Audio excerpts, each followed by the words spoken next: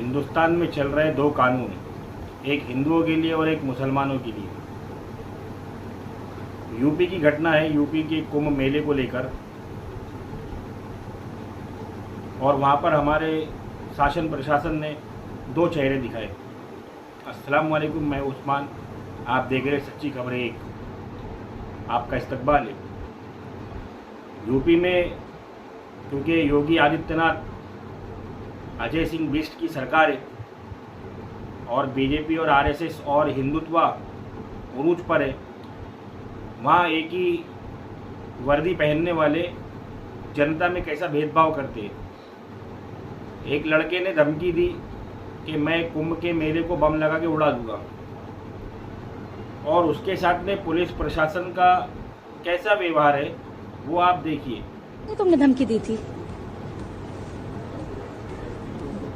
दोस्तों कहने पर, क्या धमकी दिया था दोस्त को फंसाने के लिए? क्या बोला था? किसी को बोले नहीं। क्या लिखा था आपने? आप क्या लिखा था आपने पोस्ट में? बेटा पोस्ट में क्या लिखा था आपने? क्या नाम है आपका? आयुष। तो आपने मेले में धमकी दी थी कि मेले को उड़ा देंगे? कब का है?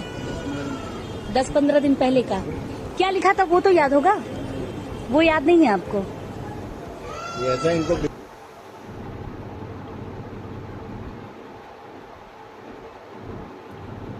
पुलिस इससे पूछ रही है कि आपने ऐसा मैसेज क्यों डाला। आपने लैंग्वेज देखिए। वो कह रहा है कि मैंने अपने दोस्त को फंसाने के लिए डाला। पुलिस कह रही है आपको याद है आपने क्या मैसेज डाला, आप बता सकते? वो लड़का बोल रहा है मुझको कुछ याद नहीं है, नहीं याद है मेरे को मैं क्या मैसेज डाला। ये कैसा पुलिस का बर्ताव है इसके साथ में। अगर ये काम कोई मुसलमान करता तो अभी तक के उसके पूरे खानदान को उठाकर जेल में डाल दिया जाता, 2-4 का एनकाउंटर कर दिया जाता और उसके घर को ढहा दिया जाता इल्लीगल बताकर। जैसे ही कोई मौका पड़ता है इस सरकार को, इस हुकूमत को, ये मुसलमानों के घरों को इल्लीगल देख लेती है, उस वक्त पता चल जाता है सरकार को। बाकी सरकार आंख मूंद कर बैठी रहती है, रिश्वत खाकर खाली जगहों पर घर बन जाने देती है और उसके बाद में कई मंजिलें बन जाने देती है। लेकिन जैसे ही ऐसा कोई मौका आता है तो उस वक्त हमारी सरकार जागरूक हो जाती है और हमारी सरकार जागरूकता के साथ में उनके घरों को ढहा देती है बुलडोजर से। खुली तौर पर आतंकवाद का मुजाहरा किया जा रहा है, प्रदर्शन किया जा रहा है मुसलमानों के साथ में, और फिर भी सो कॉल्ड हिंदुओं का कहना है कि इनका धर्म बहुत अच्छा है। और एक लड़के को पकड़ा गया बरेली में और इसको पुलिस ने बहुत मारा, इतना मारा कि इसको खड़े रहने की भी सुध नहीं है। और इससे माफ़ी मंगवाई जा रही है कि मैं ऐसा दोबारा कभी नहीं करूँगा, मैं पोस्ट भी नहीं करूँगा, मेरे को माफ़ कर दो, मेरे से गलती हो गई। ये भी देखिए। कोई पोस्ट नहीं करूँगा कभी भी, गलती हो गई साहब माफ़ कर दो, सबका सम्मान करूँगा साहब। अब गलती हो गई मेरी, माफ़ कर दो मुझे साहब, गलती हो गई साहब, माफ़ कर दो, मैं अब नहीं करूँगा कोई भी पोस्ट साहब।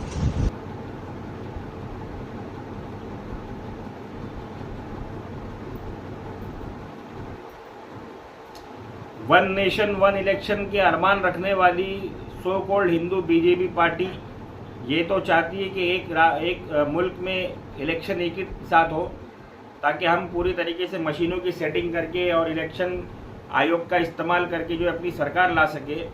लेकिन वन नेशन वन इलेक्शन की सरकार ये क्यों भूल जाती है कि एक नेशन में एक ही कानून चलता है, चाहे वो किसी मज़हब का हो, चाहे वो हिंदू हो चाहे मुसलमान हो, कानून तो एक ही चलाना पड़ेगा।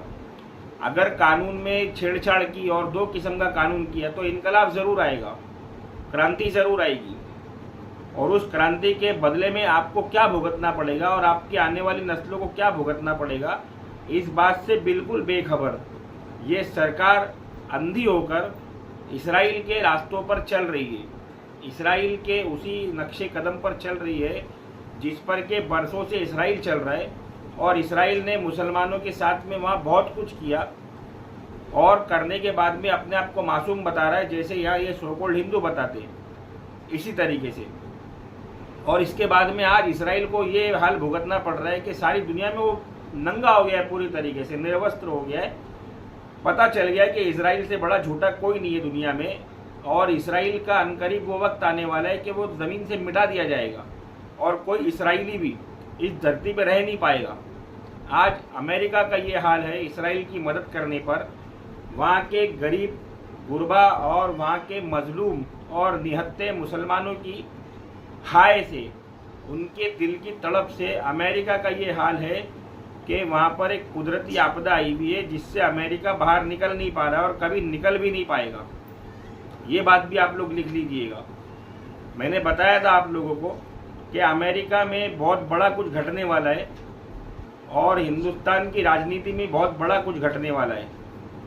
तो अमेरिका में जो घटने वाला था वो अमेरिका की हरकत पर मैंने आपको बताया था कि अमेरिका ने ऐसी हरकत किया है, इंसानियत को शर्मसार किया है इसराइल की मदद करके। आज अमेरिका बोल रहा है, अमेरिका के लोग बोल रहे हैं कि मानो यहाँ न्यूक्लियर बॉम्ब फूट गया है। जब हज़ारों हजार टन के बम मासूम फ़लस्तीनियों पर, निहत्ते फ़लस्तीनियों पर दागे जा रहे, तो क्या वो लोगों की आवाज़दारी और चीखो पुकार खाली जाएगी और कोई है नहीं जो सुनेगा उनकी? चलो सऊदी अरब नहीं सुनेगा, दुबई नहीं सुनेगा, मस्कट नहीं सुनेगा, ओमान नहीं सुनेगा और इस्लामी नाम पर बनी हुई जो मुल्क है वो नहीं सुनेंगे, लेकिन जो पैदा करने वाला है वो तो सुनेगा ना, क्योंकि मखलूक तो उसी की है और सारे बंदगी तो उसी ही करते हैं। खास करके हम मुसलमान तो एक ही रब को मानते, एक ही पैदा करने वाले को मानते। हमारे कोई 33 करोड़ भगवान तो है नहीं, या हमारे कोई अलग अलग चर्च तो है नहीं। क्यों उसी नहज पर, उसी रास्ते पर बीजेपी चल रही है? क्या बीजेपी ये बात नहीं जानती? बीजेपी ने और बीजेपी के पंडितों ने पहले नहीं देखा कि कैसे कुदरती आपदा आई और कैसे धरती को पलट दिया गया और कैसे आसमान को फाड़ दिया गया? या गुमराही इतनी ज़्यादा आ गई है इस सरकार के अंदर कि ये लोगों ने हिंदुस्तान के डॉलर को, हिंदुस्तान के रुपए को डॉलर के मुकाबले 60 से 85-86 रुपये पर लाकर छोड़ दिया। हिंदुस्तान के पासपोर्ट की ये अहमियत कर दी कि हिंदुस्तान के पासपोर्ट की अहमियत 10 साल पहले 80 रैंक पे थी, आज 85 रैंक पर है। यानी तुम्हारे पासपोर्ट की वैल्यू नहीं छोड़ी। तुमको अब वीज़ा मिलने में कितनी तकलीफ होगी इंडियन लोगों, तुम लोगों को पता है? तुम किसके तलवे चाट रहे हो? ये जो दुनिया के तलवे चाटते, ये यहूदी, ये पंडित, ये अवरामनी, इनके तलवे चाट रहे हो तुम। इनको सरकार में चाहते हो, इनको सत्ता में चाहते हो। तुम चाहते हो कि इनकी हुकूमत आवे आगे भी, अभी तो हुकूमत में बैठे हुए ये, आगे भी तुम चाहते हो कि इनकी हुकूमत आवे। मुसलमानों से मुखालिफत में उतरो, कोई जुर्म नहीं है। मुसलमान गलत करे तो क्यों? मुसलमान आसमान से थोड़ी उतरा है कि वो किसी के साथ गलत करेगा और उसको छोड़ दिया जाएगा। लेकिन तुम इस्लाम को मिटाने के चक्कर में लगे हो, खाली इसलिए कि तुमको ये सिखा दिया गया है, तुमको ये समझा दिया गया है कि मुसलमान से बड़ा तुम्हारा कोई दुश्मन नहीं है। अगर ऐसा होता तो इसराइल में सिर्फ 5.5 पौने 6 हज़ार हिंदू या हिंदुस्तानी नहीं काम कर रहे होते, और अरब ममालिक के अंदर और इस्लामी ममालिक के अंदर 1 करोड़ से ज़्यादा हिंदुस्तानी नहीं काम कर रहे होते। अगर मुसलमान तुम्हारे दुश्मन होते या इस्लाम तुम्हारा दुश्मन होता। अपनी आंखों को खोलो। मेरी बात समझ में आई हो तब भी, नहीं समझ में आई हो तब भी इसको शेयर करो, इसको लाइक करो, या एल्गोरिदम में एक्स का भी, यूट्यूब का भी, इंस्टा का भी, ताकि मेरी बात लोगों तक पहुँचे। अस्सलाम वालेकुम वरहमतुल्लाहि वबरकातुहू।